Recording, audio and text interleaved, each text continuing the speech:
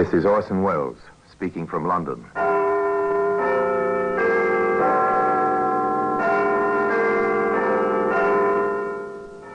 The Black Museum. Here in the grim stone structure on the Thames, which houses Scotland Yard, is a warehouse of homicide.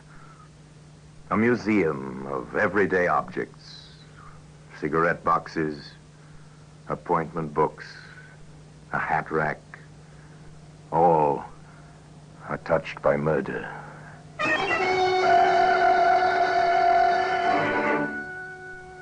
Now here's a brickbat, coarse-grained, rough-edged, familiar. Perhaps your own home is built of bricks, exactly like this one. In this case, however, no home was built by such a brick. Rather, a home was destroyed by it. Destroyed forever. It's still such a normal-looking object, Inspector. Is it really? With that broken corner? With the stains still on its edges? I suppose you're right, sir. If there's one thing that can upset normalcy, it's spilt blood. And today, that blood-stained brickbat can be seen here in the Black Museum.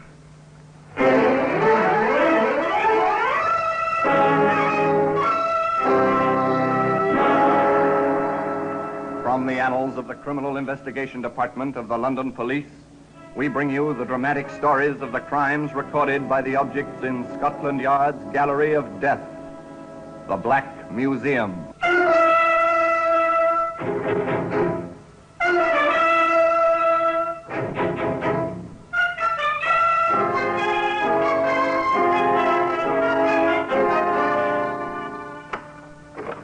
Well, here we are in the Black Museum. Scotland Yard's Museum of Murder. Yes, here lies death. Upon these tables, within these cabinets, the files of death, labeled with day and date and name of victim. Here's a hat rack. Odd to find such a commonplace object here, perhaps, but observe. Here where the wood curves from base to shaft, 3 brownish stains. Blood dripped here from a weapon concealed within the lining of an overcoat. 3 stains, which placed a murder at the scene of crime. Broken alibi. That's another story. Here's our brickbat. Of such bricks are garden walls built. Later the ivy or some such creeping vine grows over them, hiding the sharp edges, softening the 4 square contours. This brick, too, was meant for such bucolic purposes. But as it happened, things didn't work out that way. We might say it all began when young Anne Friskin composed an advertisement and told her much older husband, James, about it. So you're placing an advertisement. Wanted, boy, about 18. References, handyman work. Some such thing? Exactly, dear. Oh, very good. Only don't let him get too close to Alma. It might not be good for her. A simple domestic scene. Wife cooperating with husband, or the other way around, if you prefer. Some small mention of the husband's cousin who stays with them. That's all. The advertisement appears in the usual help wanted columns. Several young men apply. One is Dick Terry.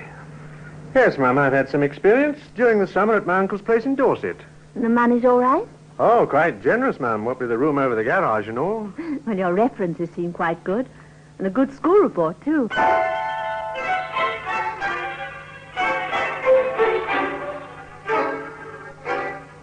The boy settled into his job and worked out well. The gravel driveway was soon in good condition. The lawns were well mowed. The bricks were ordered for the repair job on the garden wall. Yes, the bricks were ordered.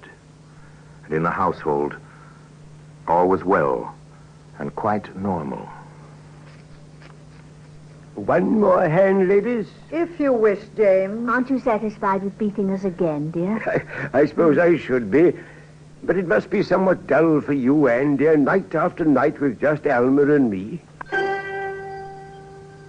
In the household, as we've said, all was well and quite normal.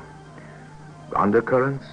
If you look for them, perhaps. Otherwise, a retired, well-to-do gentleman in a suburban London home, living quite happily with his lovely young wife and his cousin Alma.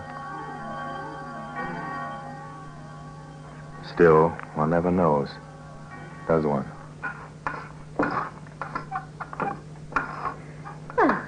Good morning, Dick. Oh, all right. Oh, the work is coming well, isn't it? Yes. Lovely day, isn't it? Nothing quite like the springs we get here, is there? Awfully quiet, though. Yes, Yeah? I suppose it is. For someone your age. Begging your pardon, Mum, it don't seem to me like you'd be giving up just yet. Oh, thank you, Dick. It's nice of you to say so. Aren't you getting those bricks a trifle uneven, Dick? Oh, that's on purpose, Mum. It's a trick I learned from my uncle. It gives the creepers and vines and such a better hold. It's clever. You do know your work, don't you? I hope so, Mum. Person likes to do his work where he's appreciated. Well, you are. No fear about that. And just to prove it, come up to the house later and we'll see about finding you a nice cold drink. On a warm day like this, a cold drink would... No, after all, it's quite natural, isn't it? You'd do as much for your help, wouldn't you? No one would think anything of it. No one did in the Friskin household either until these trips for the long, cool drinks became somewhat habitual, at which point Alma spoke to Anne. Do you really think you're doing the proper thing, Anne? Of course, it's none of my business, I suppose, but... What are you driving at? That boy. He's an excellent worker. People will talk. About what, pray? Oh, nothing. But people will talk about nothing, you know. And if James should hear from the wrong person... Please be explicit, Alma. I don't happen to have a devious mind. It's quite simple. James is past middle age. You're young, vital. The boy is undeniably attractive with that flaming hair and all. And he is up here at the house quite a good deal. And you're suggesting... No, of course not. I am merely pointing out to you how it can look to the neighbors. Frankly, I don't care. Please don't bring the subject up again, Alma. I refuse to discuss it with you.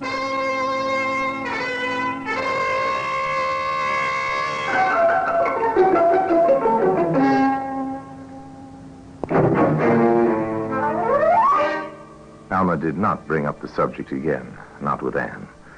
However, she waited for an opportunity and then... James, Yes, Alma?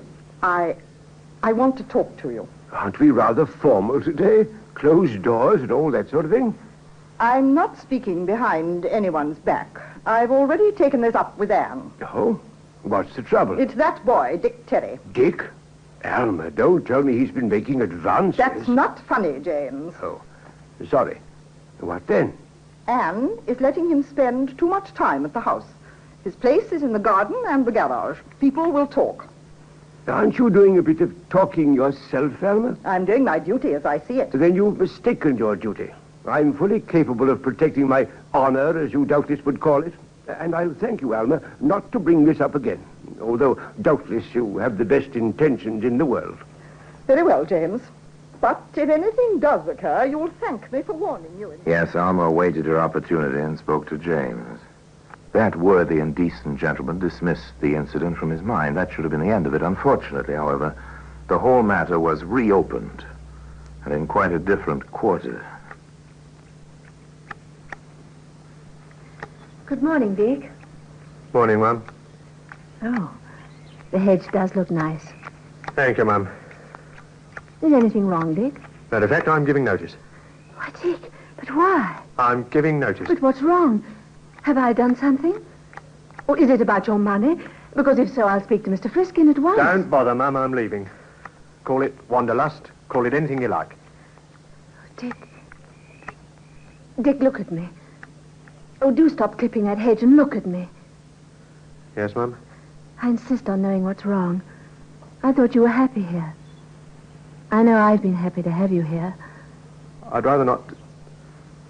All right, Mum, but you asked for it. I asked for what? It's you, Mum. I'm crazy seeing you day in and day out and having you nice to me. Just nice to me and thinking of you with him and me not having a ghost of a chance. I can't stand it, Mum, that's all. You'll have to let me go. Poor Dick.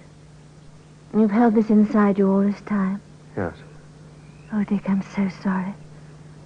So terribly sorry. Come here. Fire in the garden, flash fire in dry grass on a warm summer morning, perhaps in any case.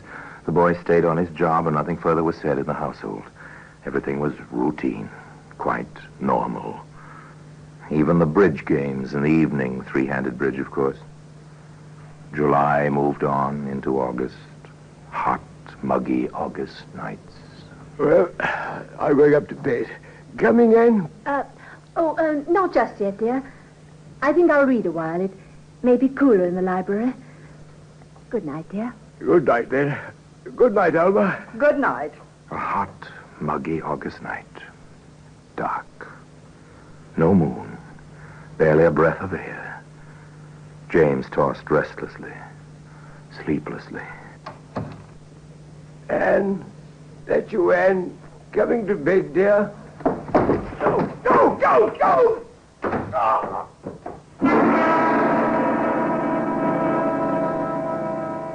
Well, today that brickbat can be seen here in the Black Museum.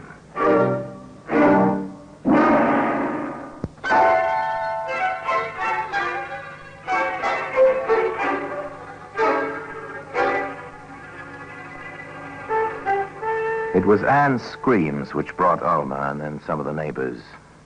James was not dead, but nearly so. The doctor, Dr. Kinder was his name, examined his patient and proceeded quite efficiently via the telephone. That's right. The ambulance at once with oxygen equipment. I want the operating theatre ready, anaesthetists, nurses, and my assistant. Friskin has a badly fractured skull, and with his heart condition, he has about 1 chance in 100 to live. Hurry. I'll wait for the ambulance. Now, the police. Police? Well, really, ladies, a man is attacked, half murdered in his bed with a heavy instrument of some kind, and you question my calling the police. Oh, if only I'd gone upstairs with him. If only I'd gone upstairs. If you had. Operator, ring through to the police, please. Hurry. Oh, to walk in like that, to find him there, the blood. Oh, his poor head. He's breathing that awful gasping. This is Dr. Kinder. Let me speak to the superintendent, please. Dick. Where's Dick? Yes. Where's Dick? No one had missed the boy until Anne thought of him. With all the excitement, all the horror, no one had realized he was missing. Dr. Kinder finished talking to the superintendent of police and turned back to the two women.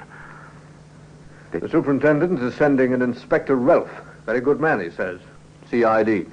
CID? Criminal Investigation Division. Did I hear you mention someone named Dick? Yes, Dick Terry. He's the hired man.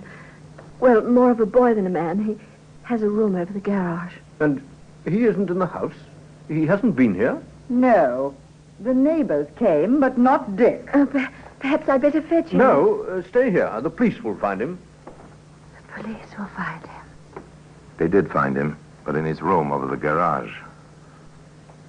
Where was he, Sergeant? In the attic, Inspector, hiding in a corner. All right, son, speak up. Why? I got scared. That's it, scared. What of? I heard Mrs. Friskin screaming, and I ran over from the garage, and when I got up to the room where the lights were on, Miss Galpin was carrying on, and Mrs. Friskin was just standing there screaming, and he was on the bed, and I just ran. You didn't offer to help. Why not? I couldn't think. Nothing. Why? I guess I didn't want to be blamed for doing it. Well, who would blame you? Somebody. Anybody. Did you do it? No. I never touched him. Never. All right, Sergeant, hold him in the kitchen. All right, sir. I'll talk to the Galpin woman now. What is she, a companion or something? Cousin of the victim, sir. Lives here. All right, send her in. Alma Galpin knew nothing except the discovery of her cousin in the bedroom. But the inspector was curious.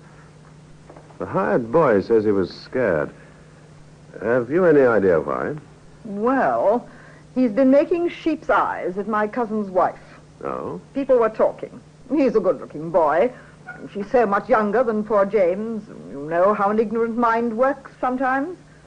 The inspector knew. Also, he was a considerate man. He implied as much to Anne Friskin. I know you've had a terrible shock tonight, Mrs. Friskin, but I have to ask you a few questions. Of course, Inspector. I'll try to answer. Did your husband have any enemies? Anyone who might want him out of the way? Oh, no. No one. Everyone liked James. Even the boy, Dick Terry? Dick? Oh, no. No, you don't think that Dick... I don't know yet, but we'll have to hold him, Mrs. Friskin. He seems to have something of a motive. At least, There seems to have been some talk. They held Dick Terry on an open charge pending developments at the hospital. There, James Friskin hung on the fringe of death, barely breathing, completely unconscious. At the house, Alma faced Anne. The police, what do they know? I don't understand. They're holding the boy. They're not even looking for the weapon. And meanwhile, whoever did it could be miles away. Then you don't think Dick did it? It's too pat, of course not. Why would he? Even... You never gave him any encouragement, did you, Alma. Did you? You're hysterical. I know exactly what I'm saying. And I don't believe that boy raised a finger against James. Then why did he hide? Wouldn't you, in his position? The police, arrest, the most obvious person. That's all they know. Someone ought to teach them their business. Obviously, they don't. Well, there are those who would like to teach the police their business. Quite a few people would. Alma Galpin set out to try. And it was with that idea in mind that she appeared in Inspector Ralph's office at the local station house. Well, Miss Galpin, sit down, won't you? Thank you. What can I do for you? How far have you got in this case, Inspector? We're still holding the boy. The only charge at the moment is assault. If your cousin dies, well, that'll be another matter. Then you've done nothing. For the moment. I see. I brought you this. No? Why don't you open it? As you wish. Yes, I see. A brickbat with stains on it. Don't you want to have it checked for fingerprints? Rough surfaces like this don't hold prints. Why? It's the weapon. Oh? How do you know? I found it. It was in the little pile of leftover bricks at the foot of the garden. James was going to ask the boy to build a barbecue pit with them. I see. Well, how do you know so surely this is the weapon? That's blood on it, isn't it? It might be. Aren't you going to have it tested? Probably. Miss Galpin, do you realize that this brick might be the piece of evidence to hang that boy? It might be. It might hang someone else, too. Is this a charge, Miss Galpin? Who stands to gain most? Who would have her freedom? Who would get James' money? Have you thought of that, Inspector? Who wanted the brick wall repaired? Who spent altogether too much time in the garden? Have you given any thought to these questions, Inspector? Perhaps the inspector had. Others had, that was certain. And suddenly, with one sentence, Dr. Kinder changed the entire complexion of the case. I'm sorry to have to tell you, Mrs. Friskin, but your husband passed away about 10 minutes ago without ever regaining consciousness. Now it was murder. And Anne Friskin, the young widow, came to the station house to see Dick Terry in his cell.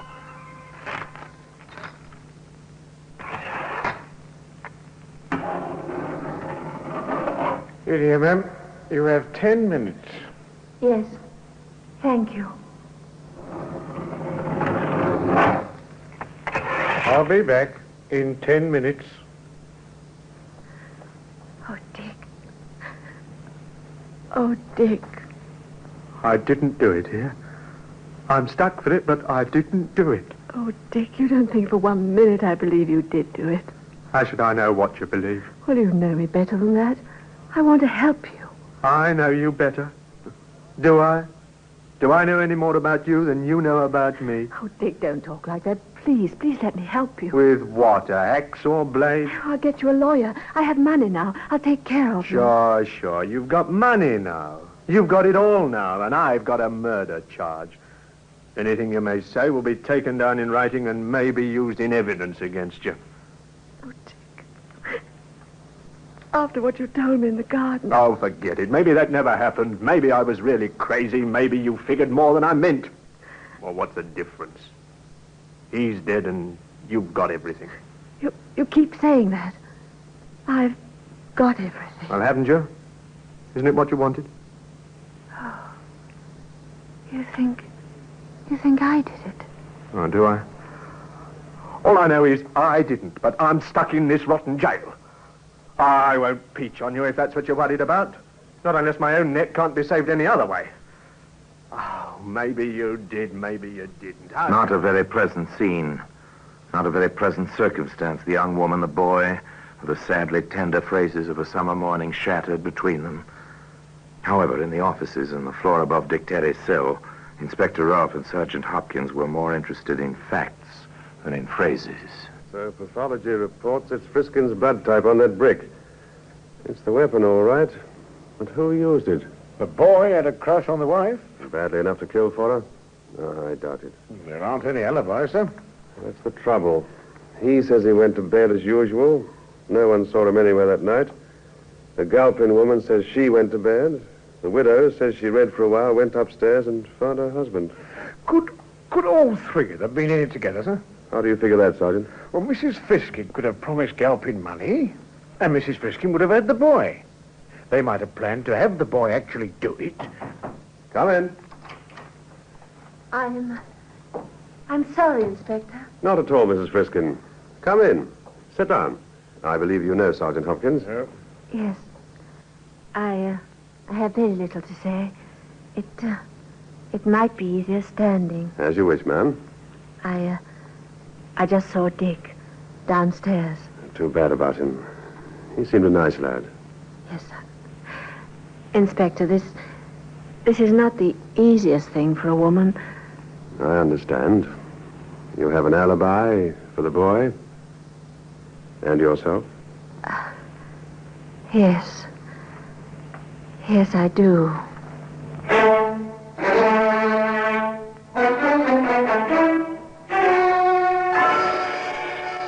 The inspector was an understanding gentleman. He offered no comment. He merely recorded a fact and let Anne Friskin leave his office with her own thoughts for company. Later that same day, he arrived with Sergeant Hopkins in tow at the Friskin house. Ladies, we've done some further checking and investigation. We thought we'd apprise you of the situation. I see. Thank you for that, at least. We're letting the boy go. He's in the clear. I knew that all along. I told you so. Yes, you did. I remember. The day you brought me the brickbat. Where did you find it? In the pile at the foot of the garden. I see that you know, Mrs. Friskin. There is no pile of bricks at the garden. It happens to be in the rear yard, near the back door, close to the foot of the back stairs. The stairs which reach the second floor quite close to the door of your room, Miss Galpin. Now, Sergeant, if you'll stay quite close to Miss Galpin and take down what she has to say. Taken down and may be used as evidence. Yes, the usual warning. Well, Miss Galpin? Why did you kill your cousin, Miss Galpin? She had everything. Even the boy with his sheep's eyes. I had nothing. I thought if I got rid of James, who was too dull to care, she'd be blamed. After her, I'm next of kin. I'd have everything. I saw the little pile of bricks. I meant to put them in the garden later. A brick is heavy. It hits hard! Today, the brickbat can be seen here in the Black Museum.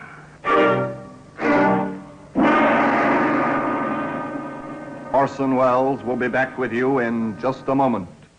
They put Alma Galpin safely away, where she could harm neither others nor herself. Dick Terry left that pleasant suburb of London and dropped into the anonymity one can find only in a great city.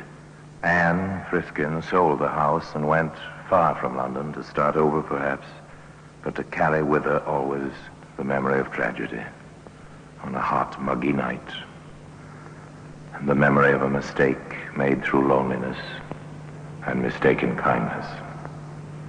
Now, until we meet next time in the same place for another story about the Black Museum, I remain, as always, obediently yours.